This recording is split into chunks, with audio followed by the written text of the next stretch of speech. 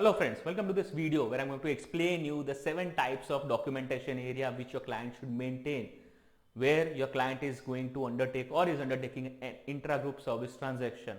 Now what is intra-group service transaction? Intra-group service transaction is the service transaction between two entities belonging to the same multinational group. So in case if there is such transaction which your client is undertaking, probably your client may be receiving that services or probably your client is providing that services. So in both scenarios, you have to maintain certain level of documentation as what has been prescribed by the OECD as well, OECD transfer pricing guidelines as well.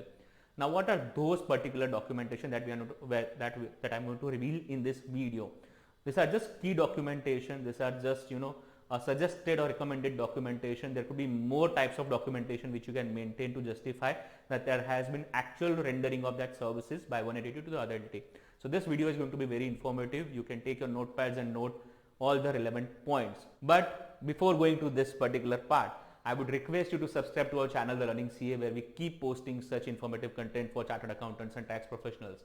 Also, if you wish to join my transfer pricing community, there's a link below. You can just click that particular link and you can join my transfer pricing community where I post exclusive updates on transfer pricing. Apart from that, I'm also coming with a transfer pricing workshop. It's a strategy transfer pricing workshop which has been designed for chartered accountants who wish to enter into the area of transfer pricing and who wish to practice into the transfer pricing. So this is going to be an awesome workshop where I'm going to explain you certain secrets of the market, how you can render that transfer pricing services to the client. So it is must attend for all the CAs who wish to render transfer pricing services to their clients, and even the CAs who don't know how to render or don't have a background or who have not provided that services earlier to the client. It is must for them so that they can elevate their skill set in the transfer pricing domain. Already 25 plus CAs are learning from me how to render the transfer pricing services. If you want to be part of that, you need to join this workshop. Now, what are those particular 7 types of documentation that you should advise your client to maintain if your client is undertaking an intra-group service transaction with the other entity or other group entities? What are those 7 types of documentation? Let us go one by one. The first type of documentation which is advisable to maintain is an intra-group service agreement. Now, what is an inter-group service agreement? It's an agreement between two entities for rendering of services by one entity to the other entity or the other entities. So that should be maintained. You should always advise your client to maintain that particular type of documentation. And if it has not been maintained, it's an opportunity for you. You can draft, being a tax professional or chartered accountant, you can help client in drafting that particular agreement, and then appropriately your client can execute that agreement. So that is the first type of documentation which you should advise your client to maintain. The second part of that documentation, the email evidences. You should always tell your client to save the emails which justifies that there have been certain services which have been rendered between the entities. That particular services have been rendered between those entities. There could be email communication between the employees of one service provider entity to the service recipient entity.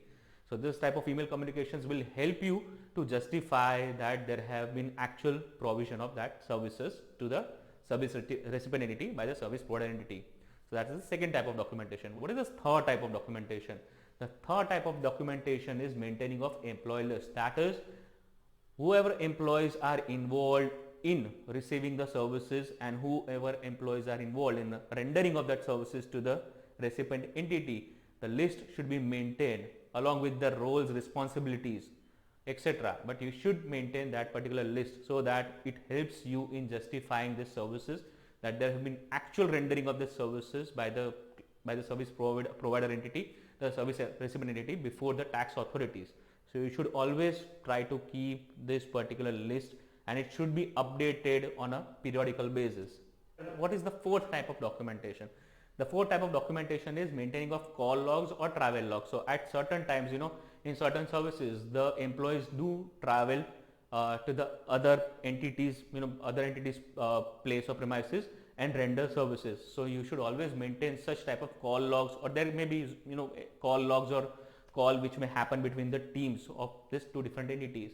So you should always advise your client to maintain a call log and travel log whenever this transaction or these services are being rendered by one entity to the other entity. The fifth type of the documentation which you should advise to our client. The fifth type of documentation are policies and procedures. Now, in case if there's an exchange of any policies, the management policies or any service procedure or SOPs which we call, then also you should maintain that particular policies and procedures in that particular file. And all this particular documentation are to be maintained on year basis, so that it is easy for you to justify that there has been an actual rendering of that services between the entities. The sixth type of documentation are reports. In certain services there may be like industry report or market analysis report or sales report, etc. Whatever the types of report have been generated during that particular year, you should always advise your client to maintain such reports also. So that reports must have sent by service provider entity to the service recipient entity, any of the analysis reports. So such type of documentation can be also used to justify that there has been an actual rendering of the services between these two entities. The last and final part, the screenshots, right? You should always, if it is possible, whenever there is a rendering of certain type of services and where the services have been rendered on through by way of some software or application, you should always also you can also keep the screenshots of that particular activity which has happened, and appropriately you can document that and you can justify that the service has been rendered. So I hope this video was informative. These are the 7 key documentation which you should maintain, which you should tell your client to maintain, and whenever you audit or when you do the transfer pricing analysis for client, you can always check on this particular documentation. I hope this video was informative to you. If you have liked this video, please hit the like button, and also please subscribe to our channel The Learning CA, where we keep coming with such informative videos which are specially designed for chartered accountants and tax professionals in the area of international tax, transfer pricing and FEMA. Thank you.